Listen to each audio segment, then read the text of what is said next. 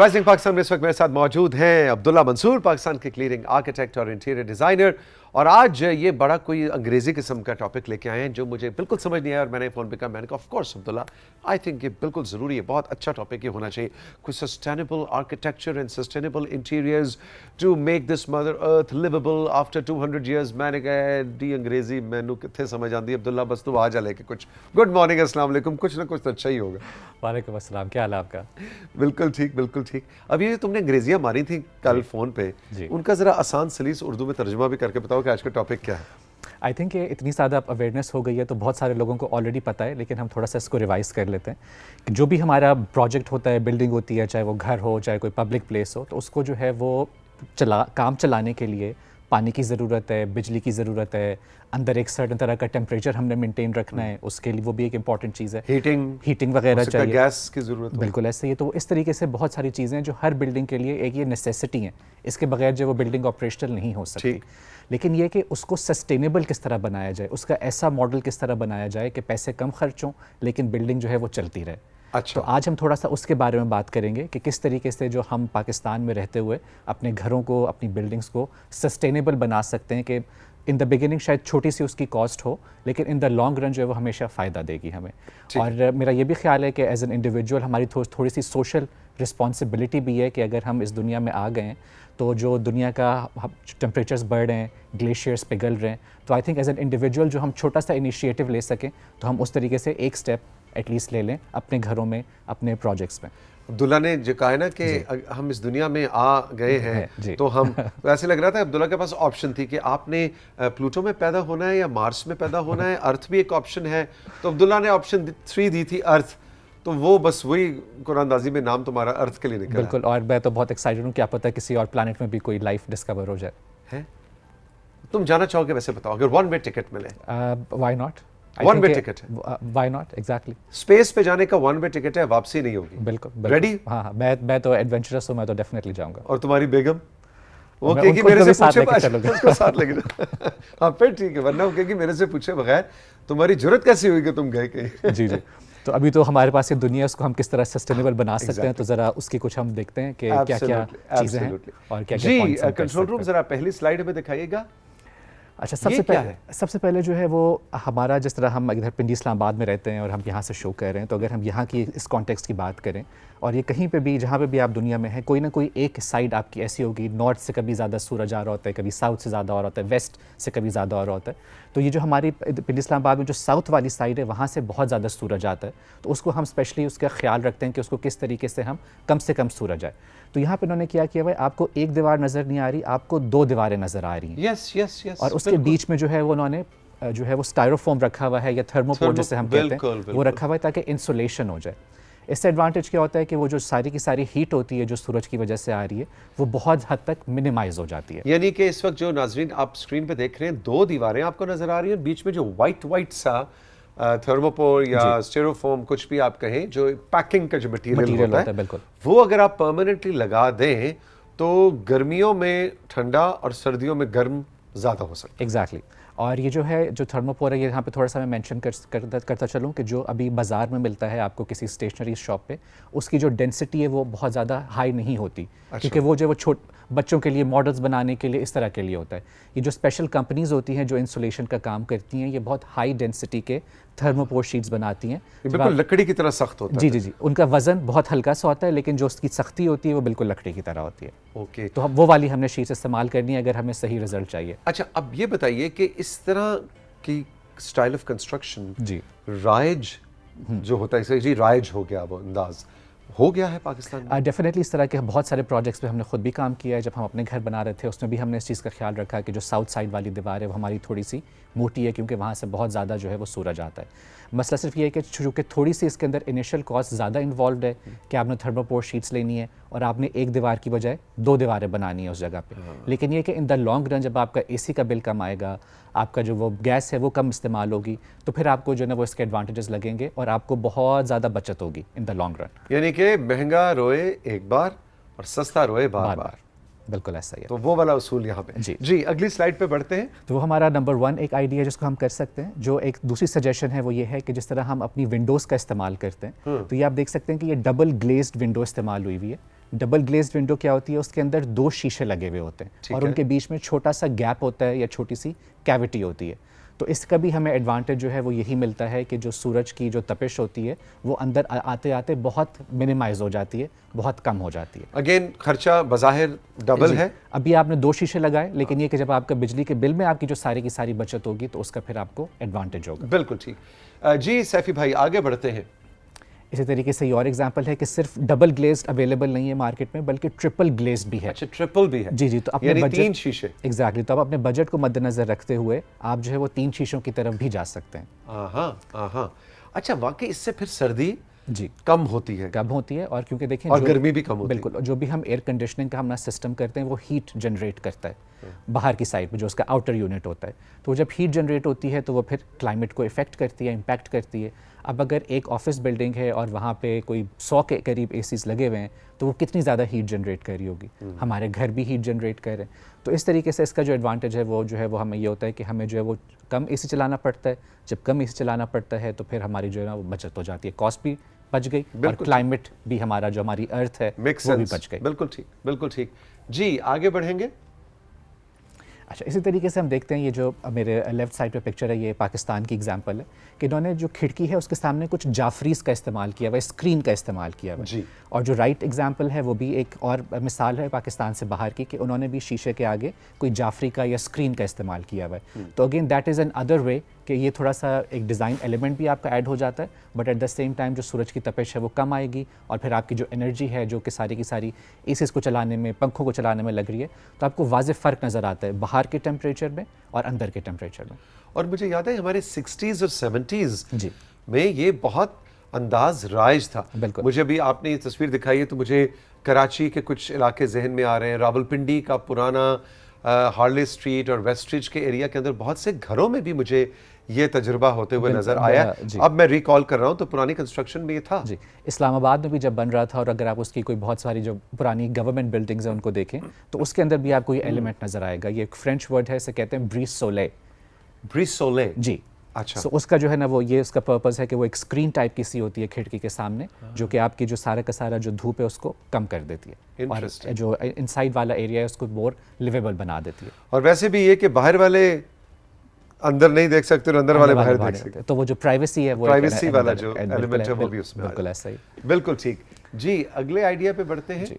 दूसरा ये कि जो कि हम खिड़कियों की बात कर रहे हैं तो मैं अक्सर औकात देखता हूँ यहाँ पे कि लोग क्या करते हैं कि खिड़की के ऊपर शेड उस तरीके से नहीं देते। वो ये करते हैं कि अपना काम आसान करने के लिए, या ठेकेदार अपना काम आसान करने के लिए जो छत होती है जो कि खिड़की की टॉप से बहुत ज़्यादा ऊपर है, वो छत को बाहर निकाल लेते हैं।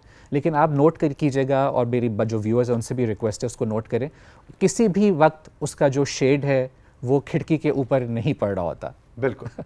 तो इसलिए इट्स शायद इम्पोर्टेंट, बारिश का डायरेक्ट पानी शायद ना आ रहा हो, वो भी इतना नहीं मेरा ख्याल उससे है। भी फर्क नहीं पड़ता। उससे भी फर्क तो नहीं वो जो भी विंडोज़ के ऊपर शेड है वो विंडो के बिल्कुल ऊपर होना चाहिए, ताकि वो आपको सूरज से भी प्रोटेक्ट करे, और जो बारिश हो रही है उसका भी पानी अगर कहीं पे कोई लीकेज है या कहीं पे कोई वो जो है वो सुराख खुला रह गया तो वहाँ से वो बारिश का पानी भी जो है वो अंदर की तरफ ना आए। अगेन मेरे ख्याल में ये जो तस्वीर आपने पहले हमें दिखाई, इसका ये अंदाज हमें यहाँ साउथ एशिया की ओल्ड स्टाइल के अंदर ये हमें बिल्कुल मिलता है, नजर आता है, लेकिन अब होना शायद कम हो गया। जी जी जी, और बेशक आपका इस तरह का शेड हो या आप किसी और तरीके का सिंपल सा कंक्रीट में शेड निकालना चाहें, तो जो भी शेड हो बस आपने उसको खिड़की के बिल्कुल ऊपर रखना है, अगर आपने उसका एडवांटेज उठाना है। बिल्कुल ठीक, बिल्कुल ठीक। जी आगे बढ़ेंगे।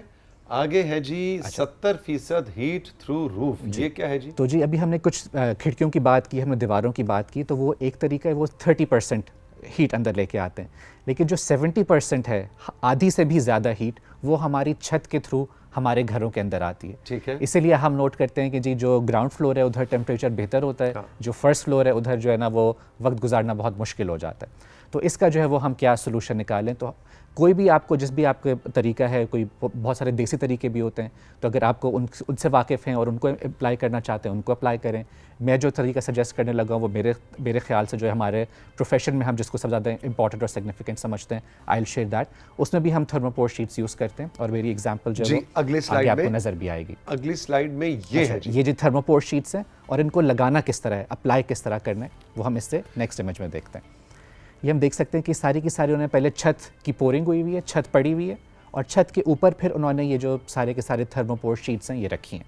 अच्छा, ठीक है ना? जैसे नॉर्मल रखते हैं। जी जी, लेकिन इसमें एक छोटी सी गलती ये हुई है कि जो सारी की सारी शीट्स है वो उन्होंने बिल्कुल जोड़ के आपस में एक दूसरे के साथ रखी हैं। ठीक है। उसका डिसएडवांटेज क्या होता है कि जब आप इसके ऊपर से कंक्रीट पोर करते हैं इसको कवर करने के लिए, तो उसका नीचे वाले कंक्रीट के साथ कनेक्शन नहीं बनता। ठीक है। ठीक है, तो अगर हम नेक्स्ट वाले इमेज में जाएं तो आप देख सकते हैं कि ये सारे के सारे थर्मोपोर शीट्स में गैप है।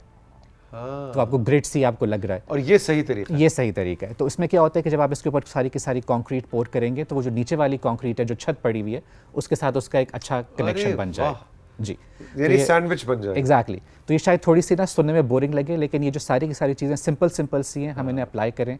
जिनके घर अभी बन रहे हैं या वो कुछ अपने ट्रीटमेंट कराना चाहते हैं अपनी छत पे, तो वो इन सारे के सारे स्टेप्स को फॉलो कर सकते हैं ताकि जो टेम्परेचर है वो कंट्रोल में आ जाए। अच्छा, थर्मोपोर ठीक है, खर्चा है जी। लेकिन मेरा ख्याल है कोई इतना भी कोई खौफनाक खर्चा नहीं है कि आप इन द लॉन्ग रन, आप ज़ाहिर है 50-70 साल 100 साल के लिए उस इमारत को बना रहे हैं, तो मेरा ख्याल है इतना बुरा इक्वेशन नहीं सो है। थर्मोपोर जो है वो एक एक्सपेंस है, और आपकी बात बिल्कुल सही है कि थर्मोपोर की बहुत ज़्यादा कॉस्ट नहीं होती, शुक्र है।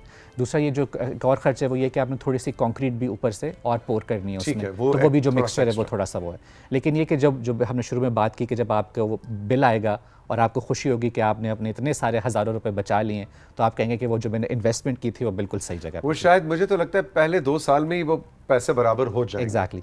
तो अब अगर हम ये वाली ट्रीट, और इन चीज़ों का ये भी है कि ये जो भी आपने चीज़ करानी है, हमने दीवारों की एग्जांपल देखी, हमने शीशे की एग्जांपल देखी है, अभी हमने छत की एग्जांपल देखी है, और अभी आगे कुछ और एग्जांपल्स भी देखेंगे। इट्स इंपॉर्टेंट कि जब घर बन रहा है ये सारी की सारी चीज़ें आइडियली उसी वक्त हो जाए।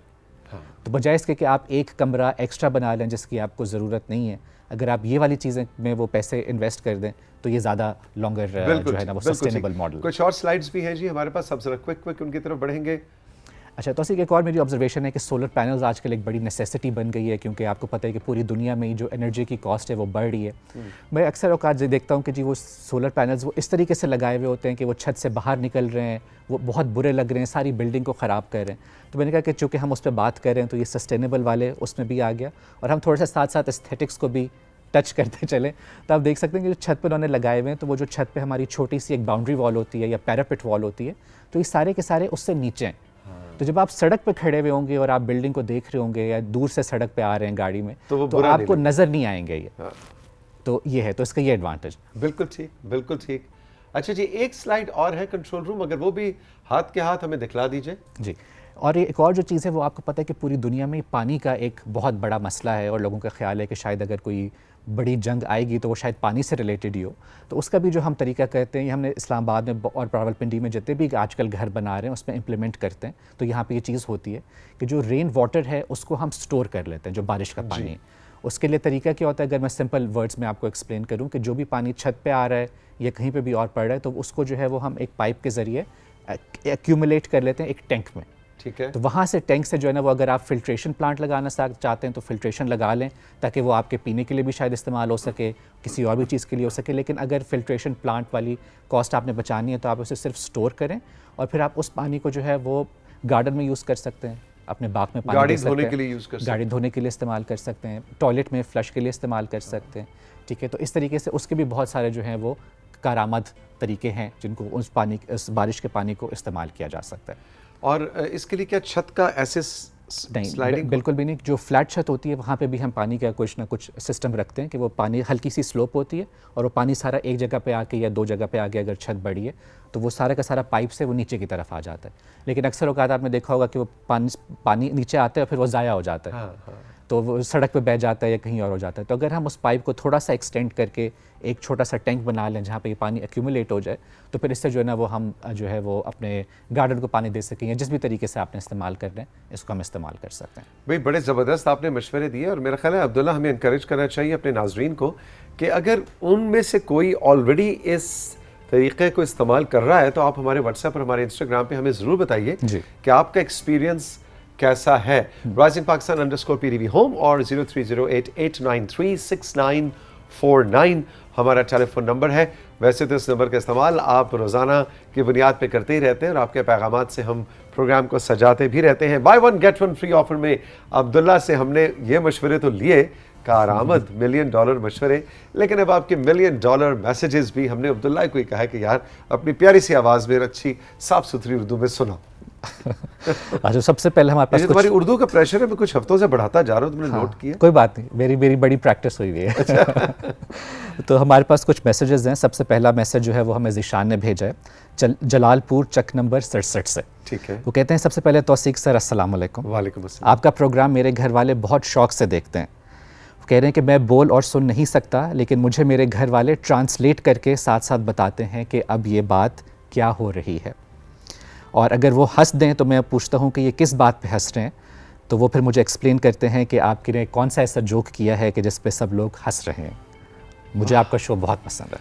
बहुत शुक्रिया। और इनका नाम है Zeeshan. Zeeshan, thank you very much. और मैं ज़ीशान की बहन से, भाई से, अम्मी अब्बू जो भी इस वक्त मुतरज्जम है साइन लैंग्वेज में, मैं चाहूँगा कि आप ज़ीशान को बताएं कि Zeeshan thank you very much. और ज़ीशान की तरह और बहुत से मेरे प्यारे प्यारे बच्चे, मेरे बहन भाई पाकिस्तान के जो बोल और सुन नहीं सकते, आप में से बहुत बड़ी तादाद है, और हमें मालूम है जो राइजिंग पाकिस्तान देखते हैं। उसकी एक वजह यह भी है कि वो कहते हैं कि तौसीक अंकल जब आधी बातें जो हाथों से कर रहे होते हैं तो आधी बात तो हमें वही समझ आ जाती है। लेकिन आपका बहुत बहुत शुक्रिया, ये आपका अपना शो है। और आप ज़ीशान अगर ख़ास तौर पे किसी हवाले से किसी टॉपिक पे चाहते हैं कि हम अपना कोई सेगमेंट सजाएं जिसमें आपके लिए कोई हेल्प हो सके, आपकी कोई रहनुमाई हो सके, तो प्लीज़ आपने हमारे व्हाट्सएप नंबर पे ज़रूर बताना है। और आमना और उनकी टीम को मैं अभी से इंस्ट्रक्ट कर रहा हूँ कि ज़ीशान के मैसेज का आपने इंतज़ार करना है, और वो जो भी फरमाइश करें वो हमने, वो कहते हैं, हंगामी बुनियादों पे पूरी करनी। Thank you Zeeshan, thank you once again. जी। अच्छा, जो नेक्स्ट मैसेज है वो हमें मिसेस सजीला दिलशाद ने भेजा है लाहौर से। जी। वो कह रही हैं कैसे हैं आप? बहुत शुक्रिया सजीला, थैंक यू वेरी मच। मैं आपको लंबे अरसे से देख रही हूँ। अब मैं शादीशुदा हूँ, मैं अपने बच्चों के साथ भी आपका प्रोग्राम देखती हूँ। बेहतरीन शो, जब भी देखना होता है तो पीटीवी जो है वो उसके लिए बेहतरीन चैनल है। सजीला दिलशाद साहिबा, बहुत बहुत शुक्रिया, थैंक यू वेरी मच। जी हाँ, बिल्कुल, आप भी छोटी सी थी तब से आप मुझे देख रही हैं, आपकी खाला भी जब छोटी सी थी तब से मुझे देख रही हैं, अब आपके बच्चे भी छोटे से हैं तो वो देख रहे हैं। यही ज़िंदगी की खूबसूरती और ज़िंदगी का हुस्न है। बहुत बहुत शुक्रिया कि आप पीटीवी की इस हम तो कहते हैं सोशली रिस्पॉन्सिबल प्रोग्रामिंग, कि हम रेटिंग की जंग में नहीं ज़्यादा पड़ते, और उस वो भी खैर बुरी चीज़ नहीं है। अच्छी क्वालिटी की सही करनी चाहिए, काविश करनी चाहिए, दूसरे चैनल से बेहतर प्रोग्रामिंग करने की कोशिश करनी चाहिए, लेकिन उसके लिए आप क्या कॉस्ट पे कर रहे हैं, उसके ऊपर थोड़ी सी सोशली रिस्पॉन्सिबल प्रोग्रामिंग की ज़रूरत होती है। और यही राइजिंग पाकिस्तान का और पीटीवी होम का खासा है कि हम सिर्फ वक्ती तौर पर कुछ हल्ला गुल्ला करके आपकी अटेंशन को अपनी तरफ मुतवज्जह कराने के चक्कर में कुछ भी इर्रिस्पॉन्सिबल कंटेंट क्रिएट नहीं करते। और आपने अगर इस बात को महसूस किया है, बहुत बहुत शुक्रिया। जो हमें नेक्स्ट मैसेज आया है वो हुमैरा हनीफ ने आपको मैसेज किया है चक बेली से। ठीक है। वो कह रही हैं उनको थोड़ी सी शिकायत है आपसे। अरे हुमैरा बताइए क्या शिकायत? पूछ रही हैं कि राइजिंग पाकिस्तान के शो में एक बात कहना चाहती हूँ कि जो ये नई पाबंदी लगा दी गई है कि हमारे सेगमेंट में तस्वीर शामिल नहीं होंगी, मतलब तौसीक सर आपने भी हमारा साथ नहीं दिया कि नई नई तस्वीरें लाजमी शामिल होनी चाहिए। अच्छा भाई, बात ये देखो, हम तो मतलब जमहूरियत के मानने वाले लोग हैं, तो मैंने वाकई, मैं आपको बताऊं कि ये जो फैसला हुआ इसके अंदर मेरा वोट इसके अगेंस्ट था, लेकिन हमने इसको एक्सेप्ट इसलिए किया कि भाई अब जाहिर है वोटिंग के अंदर जब पूरी टीम बैठी तो ज़्यादातर लोगों ने इसके हक में वोट दिया और हमने उसको दिल की गहराइयों से कबूल किया। लेकिन यहाँ पे वजाहत करता चलूँ कि पाबंदी तस्वीर लगाने पे नहीं लगी, पाबंदी बोरिंग, गैर मयारी, रूटीन की तस्वीर या पेंटिंग्स पे लगी है। अगर आप कोई यूनिक सी पेंटिंग, कोई यूनिक सी तस्वीर खींच कर भेजें जिसमें आपके इलाके, जैसे अब्दुल्ला भी आर्किटेक्चर का जिक्र कर रहे हैं, आपके इलाके का कोई खूबसूरत मॉन्यूमेंट है, या आपके घर का कोई स्टाइल ऑफ कंस्ट्रक्शन बहुत यूनिक है, या जिस घर में आप रहते हैं रहती हैं वो पता नहीं, आई डोंट नो, 100 साल पुराना है और उसकी कोई एक वैल्यू है, तो हमें कुछ ऐसी तस्वीर चाहिए जिससे कोई वैल्यू एडिशन हो सके हमारी स्क्रीन को। वो मैं वही कहता हूँ, एक गमला और एक फूल, वो वाली जो तस्वीर है ना, उन पे पाबंदी हमने लगाई है, लेकिन तस्वीर पे पाबंदी नहीं लगाई। नहीं तो थोड़ी सी वजाहत तो अब उम्मीद है कि हुमैरा हनीफ जो है वो हमें कुछ इंटरेस्टिंग सी पिक्चर्स वगैरह भेजेंगी ताकि जो है वो हम शामिल कर सकें। जो लास्ट मैसेज आज के लिए वो है हमें किया है मिसेस माजिद ने रावलपिंडी से जी। कह रही हैं कि आपकी $1 मिलियन एडवाइस जो है वो $1 ट्रिलियन हो जाती है क्योंकि आपको प्यार वाली डांट का फ़न भी खूब आता है। फिर उन्होंने आगे एक्सप्लेन किया है कि हम माएँ तो 2 दफ़ा मेरे प्यारे बच्चे कहकर तीसरी दफ़ा ठहरो मैं बताती हूँ तुम्हें वाले लहजे में अब आ जाती हैं। लेकिन उन्होंने फिर एक सवाल भी आपसे पूछा है, मशवरा भी मांगा है। वो पूछ रही हैं कि अब उन बच्चों का क्या करें जो कहते हैं कि हम करेले तो खा लेंगे लेकिन छिलका उतार कर, या लीमू का पानी तो पी लेंगे लेकिन छान कर, या तरबूज तो खा लेंगे लेकिन बीज निकाल कर। अरे भाई Mrs Majid, thank you so much. सबसे पहले तो कितना तफसीली आपने मैसेज दिया, और ये जो कुछ हफ्ते पहले मैंने $1 मिलियन एडवाइस दी थी कि खाने की चॉइसेस के हवाले से, तो उसकी तरफ आपकी निशानदेही है। देखिए जी, पहली बात तो ये है कि इतना तो बच्चों का हक बनता है कि तरबूज के बीज निकाल कर उन्हें खिलाया जाए, है ना जी। लेकिन उस अमल में उनको अगर शामिल कर लिया जाए, मिसाल के तौर पे आप तरबूज के 5 टुकड़े एक बच्चे को दें, 5 दूसरे बच्चे को दें, 5 अपने पास रखें और कहें कि अच्छा भाई अब हम टाइमर पे देखेंगे कि सबसे पहले तमाम बीज कौन उसके निकालता है। वो खेल भी बन जाएगा, उनको आदत भी हो जाएगी, आप पे वर्क बर्डन भी नहीं होगा और वो उसको एंजॉय भी करेंगे और सब मिलके खाएंगे। जी, और उस एक्टिविटी के साथ साथ उन्हें ये भी अंदाजा हो जाएगा कि बीज निकालने में कितनी मेहनत लगती है, कितनी मेहनत तो हो सकता है वो नेक्स्ट टाइम जो है वो उसके साथ ही खा लें। एग्जैक्टली। और जहाँ तक करेले का छिलका उतार कर करेले खाने का ताल्लुक है, तो ये तो मैं कहता हूँ मैं इसके बहुत खिलाफ हूँ, इसलिए कि करेले का असल लुत्फ ही उसके छिलके के अंदर, और वो जो कड़वा कसैलापन जो करेले का है वो अगर ख़त्म कर देंगे तो फिर आप टींडे खा लें, है ना। फिर करेले क्यों खा रहे हैं आप? मुझे इत्तेफाक लगता है नहीं कर रहे। नहीं, मुझे बिल्कुल मैं आपकी बात से एग्री करता हूँ। मुझे खुद जो है वो कीमे भरे करेले बहुत पसंद है।